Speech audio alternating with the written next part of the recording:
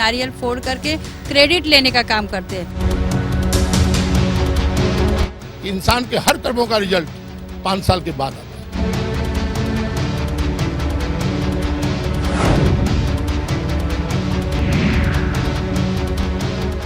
Break के बाद आपका हमारे इस खास कार्यक्रम मुंबई की आवाज में स्वागत है।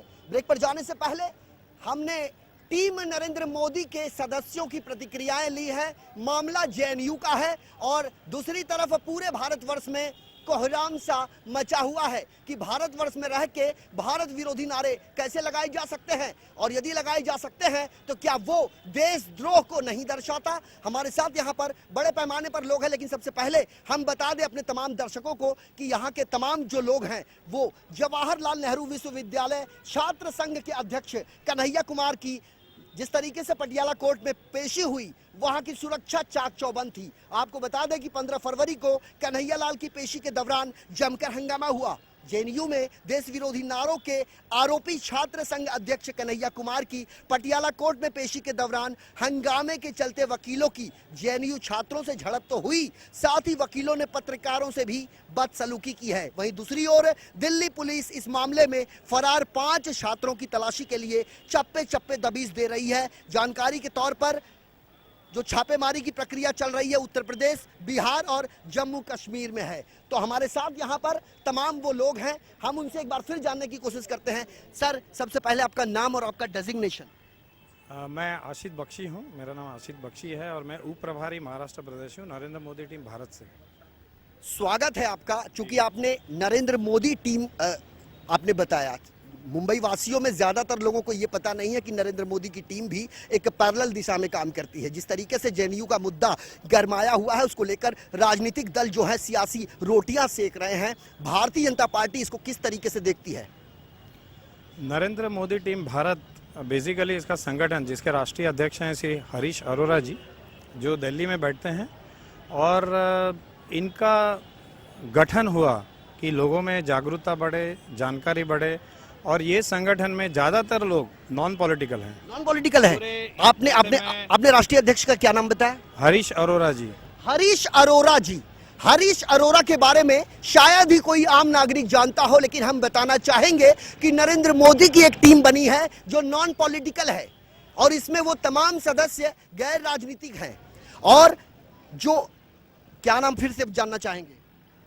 किसका नाम? हरीश जी। हरीश जी का नाम एक बार फिर हम बता दें, हरीश अरोरा, जो राष्ट्रीय अध्यक्ष हैं, दिल्ली में बैठते हैं और अब उनके परचम तले देश के कई हिस्सों में जेएनयू का जो विवाद लगातार गहराते जा रहा है, उसको लेकर उस आग को शांत करने के लिए यह टीम निकली है और अलग अलग इलाकों में जागरूकता अभियान छेड़ी हुई है। आपसे जानना चाहेंगे, जिस तरीके से ये आग जो लगी हुई है, कोई दलित नाम दे रहा है। बिहार में जब चुनाव नजदीक आया तो लोग दादरी पहुंचने लगे, बीफ कांड शुरू हुआ, घर वापसी की बात हुई, धर्म परिवर्तन की बात की जाती है। ये तमाम चीजें भारतीय जनता पार्टी के ही शासनकाल में क्यों? ऐसा हुआ है कि जिस पार्टी 400 से 40 में समेट गई, पूरे देश को पता है कि बहुत सारी पार्टियों का बंटाधार हो गया है। मोदी जी पूरे राष्ट्र में छा गए हैं, अभी तो राष्ट्र नहीं पूरे विश्व में छा रहे हैं। तो उसके वजह से क्या हुआ है कि पार्टियों में दहशत आ गई है, उनमें दहशत आ गई है कि आगे चल के हम पद पे आएंगे कि नहीं, सत्ता मिलेगी कि नहीं। ये सिर्फ सत्ता की दौड़ के पीछे हैं, देश के लिए कोई सोचना नहीं है, कुछ समझना नहीं है। नरेंद्र मोदी जी के बारे में जो भी बोल रहे हैं, उनको खुद को भी पता है कि वो पूरे देश ने, पूरे इंडिया ने, पूरे भारत ने उनको चुन के लाए हैं, तो भी वो उनके खिलाफ कोई लोग बात कर रहे हैं जो हार चुके हैं। ज्यादातर लोग उनके खिलाफ हैं जो उनसे हार चुके हैं, वो बहुत थोड़े हैं लोग। क्या ये माना जाए कि चुनाव के दौरान जो मोदी लहर पूरे भारतवर्ष में देखी गई और जिन लोगों ने राजनीति में अपना लोहा मनवाया था, वो चारों खाने चित्त हो गए, धराशायी हो गए, उनकी राजनीतिक जो जमीन थी वो सिमट गई और उस जमीन को एक बार फिर से बनाने के लिए वो इस तरह की राजनीति कर रहे हैं? क्या ये माना जाए? जी, वही दुरुस्त बात है, वही सही बात है, वही सही बात है। जैसे बोलता है ना कि हारा हुआ जुगार, जो जुगार खेलता है, ऐसा बोलते हैं कि हारा हुआ जो जुआ खेलता है, जुआ, वो 2 गुना ज्यादा उसके ऊपर दाव लगाता है। तो ये 2 गुना ज्यादा दाव लगा रहे हैं लोग। मतलब हारा हुआ जुआ, जुआ जो कभी किसी का नहीं हुआ, जुए में आज तक इतिहास गवाह है कि महाभारत हुआ है जुए की तर्ज पर, उसमें ही लड़ाई लड़ी गई और अब उस जुए को यहां पर इस्तेमाल किया जा रहा है। ये उन लोगों के लिए संदेश दे रहे हैं जिन लोगों का राजनीतिक जो करियर है वो पूरी तरीके से डूब चुका है या डूबने की कगार में है। ये उन लोगों के लिए नजीर पेश कर रहे हैं कि एक प्रकार का वो जुआ खेल रहे हैं और इस जुए में उन्हें कितनी कामयाबी मिलेगी ये तो आने वाला समय ही बताएगा। हमारे साथ यहाँ पर और भी कई लोग हैं। आपका नाम? मंगेश माने। माने साहब, किस नजरों से देखते हैं आप इस पूरी कवायद को? देखिए, ये जो शेर है, हमारे मोदी जी शेर है और उनकी धार से ये सब भाग रहे और ये भागने के बाद उनका माइंड पूरा ये डाइवर्ट हो गया कि वो समझ नहीं पाते कि हमको क्या करना चाहिए क्या नहीं करना चाहिए। जय श्री राम। और मैं एक ही कहूंगा, भारत माता की चाहे अजमल हो, चाहे कसाब हो, चाहे हो याकूब, ये गद्दारों को सबक सिखाएंगे भारत माता के सपूत। हम अपने तमाम दर्शकों को बता दें 26/11/2008 की जब आती है तो मुंबई वासियों के रोंगटे खड़े हो जाते हैं, क्योंकि मुंबई में हुए 26/11 आतंकवादी हमले का मास्टरमाइंड हाफिज सईद, जो अभी भी भारत के संविधान भारतीय कानून के सिकंजा से कोसों दूर है, लेकिन जिस तरीके से जेएनयू में अफजल गुरु से संदर्भित कार्यक्रम को आयोजित किया गया था उसका समर्थन हाफिज सईद ने भी किया और यही कारण है कि भारत के गृह मंत्री राजनाथ सिंह ने साफ तौर पर यह कह दिया है कि जो भी लोग इस पूरे मामले का समर्थन करेंगे उनके खिलाफ कानूनी कार्रवाई की जाएगी। लेकिन कांग्रेस पार्टी अब लगातार इस मुद्दे को भुना रही है। जनाब, आपका नाम जानना चाहेंगे? मैं निशात कोरा, भारतीय जनता पार्टी का पदाधिकारी हूँ और मेरे विधानसभा में ये कार्यक्रम हो रहा है क्योंकि मोदी ब्रिगेड आज यहाँ पर कार्यक्रम कर रहा है और जिस संस्थे से मोदी जी का नाम जुड़ा हुआ है उस संस्थे का पूरी तरह से हम समर्थन जरूर करेंगे और वाकई में अपने आप में मोदी ब्रिगेड, मोदी टीम एक उम्दा काम कर रही है। ये जो जेएनयू में जो ये पूरा विवाद चला है, मेरे ख्याल में संसद में बैठे हुए सांसदों के बीच में वैचारिक मतभेद हो सकते हैं, लेकिन उसका निवारण करने के लिए अगर राहुल गांधी देशद्रोह का हथियार अगर अपना रहा है तो एक बहुत ही बड़ा गलत काम हो रहा है। और मतभेद के साथ तो मनभेद भी दिखाई दे रहा है। अब बिल्कुल बिल्कुल दिखाई दे रहा है, एक साजिश रची गई है और मोदी सरकार के चलते, जैसे कि इन्होंने बताया कि मोदी साहब ने आज पूरे विश्व में अपनी छवि कायम कर ली है और जब तक मोदी साहब इस तरह से यशस्वी होंगे तो कांग्रेस सत्ता में आने वाली नहीं है। तो बिल्कुल फ्रस्ट्रेट हो चुके हैं और इस तरह का हथकंडा अपना रहे और जब तक हमारे भारतीय जनता पार्टी के सभी पदाधिकारी और कार्यकर्ता के चलते इस बात को हम किसी भी तरह से सहन नहीं करेंगे। जितने अफजल गुरु को पैदा करेंगे सभी अफजल गुरु को मार गिराने का संकल्प आज इस दिन लेते हैं। भारत माता की जय। जितने अफजल गुरु पैदा होंगे उतने अफजल गुरु का हम खात्मा कर देंगे।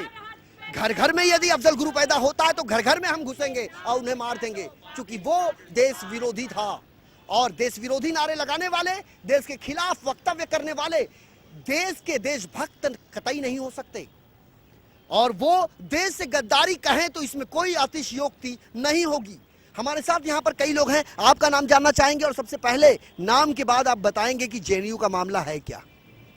मेरा नाम सज्जन पवार, टीम नरेंद्र मोदी का मुंबई सचिव।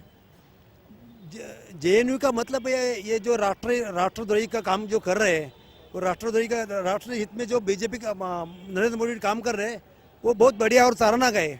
और ये कांग्रेस लोग को कुछ काम नहीं है कि उसको धंधा नहीं है, अभी उन लोग के पास कुछ बचा नहीं है जो अभी वो कुछ तो उंगली करने का और मोदी को बदनाम करने का, ये उसका साजिश है, उसका और कुछ नहीं है। एक बात बताइए, आप कह रहे हैं मोदी साहब को बदनाम करने की ये साजिश है, आप ये क्यों नहीं बता रहे हैं कि जवाहरलाल नेहरू विश्वविद्यालय में जो भी चीजें हुई है वो प्रायोजित तो नहीं? ये तो पूरा प्रायोजिक चीज है, पूरा उसके अंदर कोई दुराई नहीं है। आपके अनुसार कौन कौन लोग शामिल हो सकते हैं? उसके जो जवाहरलाल नेहरू के जो ट्रस्ट है वो सब शामिल है, उसके अंदर सब अरेस्ट हुआ है, वो तो मालूम है आपको सब। एक राजनीतिक दल जब कोई काम करता है तो दूसरा राजनीतिक दल उसका विरोध करता है, ये बात तो समझ में आती है, लेकिन एक राजनीतिक दल कोई काम करता है और उसका समर्थन कोई आतंकवादी संगठन करता है, ये बात गले के नीचे नहीं उतरती और इसका जवाब कांग्रेस पार्टी को देना होगा, इसका जवाब सीताराम येचुरी साहब को देना होगा, इसका जवाब उन तमाम राजनेताओं को देना होगा जो इस लोकतंत्र के आधार स्तंभ कहे जाते हैं। हमारे साथ यहाँ पर और भी कई लोग हैं। आपका नाम जानना चाहेंगे? मैं शिवदयाल मिश्रा, भारतीय जनता पार्टी का पदाधिकारी हूँ और ये इस बारे में ज़्यादा कुछ न बोलते हुए मैं खाली 2 लाइन का एक शेर बोलना चाहता हूँ। है समय नदी की बाढ़ में अक्सर सब बह जाया करते हैं। है समय बड़े बाढ़ यहाँ पे सब बह जाया करते हैं। अक्सर दुनिया में लोग ऐसे गद्दारों जैसे लोग हमारे देश में चक्कर खाया करते हैं, पर कुछ नरेंद्र मोदी जैसे भी नेता होते हैं जो इन गद्दारों को जूते मारा करते हैं। हम भारतीय जनता पार्टी के पदाधिकारी और हमारी पार्टी हम सब मिलके ये देशद्रोहियों को जूते मार के इनको हम अपने देश से बाहर निकालेंगे। एक ही उल्लू काफी था बर्बाद गुलिस्ता होने को, यहाँ तो हर साख पे उल्लू बैठा है, अंजाम गुलिस्ता क्या होगा। हमारे साथ यहाँ पर बड़े पैमाने पर लोग हैं, आपसे जानना चाहते हैं, कुछ कहना चाहते हैं आप? नहीं, ये मेरा विषय ये था कि ये सारी चीज़ें, जैसे मैंने कहा कि बिहार चुनाव के पहले सब दादरी आ गई। अब जैसे ही लोकसभा का अधिवेशन शुरू होने वाला है, बस उससे पहले ये जेएनयू का मुद्दा उठा है। देखो, ऐसा है कि बहुत सारे बिल लोकसभा में पास होने बाकी है। कांग्रेस ये बात जानती है, लेकिन ये कब पास होगा देश की जनता भी ये जानती है। कांग्रेस पार्टी विपक्ष में बैठी है, पूर्ण बहुमत से भारतीय जनता पार्टी है लोकसभा में, राज्यसभा में भारतीय जनता पार्टी के पास बहुमत नहीं है। चाहे वह ग्रीष्मकालीन मानसून सत्र हो, ग्रीष्मकालीन सत्र हो, तमाम सत्र बीत चुके। देश की जनता भी ये जानना चाहती है कि आखिर वजह क्या है कि देश हित में जारी उन प्रस्तावों को पारित नहीं होने दिया जा रहा है। देखो, ये राजनीति का बड़ा बदल होता है। जब 1971 में इंदिरा गांधी जी ने बांग्लादेश का निर्माण किया था, तो यही भारतीय जनसंघ के अटल जी थे, उन्होंने उसको दुर्गा का नाम दिया था। क्या मैं पूछना चाहता हूँ, कांग्रेस पार्टी के राष्ट्रीय उपाध्यक्ष राहुल गांधी संसद में खड़े होकर दुबई में जाकर जो नरेंद्र मोदी जी ने काम करवाया, उसके लिए नरेंद्र मोदी जी की पीठ थपथपाएंगे? तो नहीं थपथपाएंगे, वे उल्टे उस पर टीका टिप्पणी कर रहे। जेएनयू के मामले में मैं आपसे इतना ही पूछना चाहता हूँ कि कांग्रेस की भूमिका क्या है, एक बार चर्चा करके संसद के पटल पर रख तो दे। संसद चलने क्यों नहीं देते? इसीलिए नहीं चलने देते। संसद में कहेंगे क्या? भ्रष्टाचार हो नहीं रहा है, किसी मंत्री के घर पे कोई विचित्र बात हो नहीं रही है, प्रधानमंत्री के बारे में कुछ कहो तो आरटीआई में वो भी पता चला कि खाते में सिर्फ 5,000 बचे हैं। अब कुछ बचा तो है नहीं, उल्टा नेशनल हेराल्ड का तो सुप्रीम कोर्ट ने कहा कि इस मुद्दे को हम चलाएंगे, केस बंद नहीं होगा। अब मुझे बताइए, कांग्रेस के पास बचा क्या है? ठीक है, समय लगता है, ये हाइब्रिड तो है नहीं कि कल आपने बीज बोया आज पेड़ आ गया। 5 साल तो लगेंगे ना साहब, लेकिन तब तक कांग्रेस करेगी क्या? 5 साल लगेंगे बदलाव के लिए, तब तक कांग्रेस पार्टी करेगी क्या? हमारे इस भारतीय लोकतंत्र में हर 5 साल के दौरान चुनाव आता है, और हर 5 साल के दौरान चुनावी अखाड़े में खड़े वो तमाम उम्मीदवार अपनी किस्मत आजमाने के लिए बेताब रहते हैं। जीत हासिल करने के लिए वो किसी हद तक जाने को तैयार रहते हैं। लेकिन आम जनता का क्या, जो इस देश की जनार्दन कही जाती है, इस देश के विकास में सबसे ज्यादा योगदान यदि किसी का है तो देश की जनता का है। ये वो जनता है जो कड़े संघर्ष और अथक प्रयास के चलते इस देश को एक नया आयाम देने के लिए तत्पर रहा करती है। लेकिन वास्तविकता यह है कि जब जब राजनीति हुई है, देश का विकास कभी नहीं हुआ है। आज के राजनेताओं ने मानो राजनीति की परिभाषा ही बदल दी है। बहरहाल, हमारे इस आज के खास कार्यक्रम मुंबई की आवाज में मेरे साथ अभी के लिए इतना ही। कल हाजिर होंगे किसी अन्य इलाके की अन्य समस्याओं को लेकर। तब तक के लिए कैमरा पर्सन सदानंद शेट्टी के साथ मुझे आने संजय मिश्रा को दीजिए इजाजत। नमस्कार।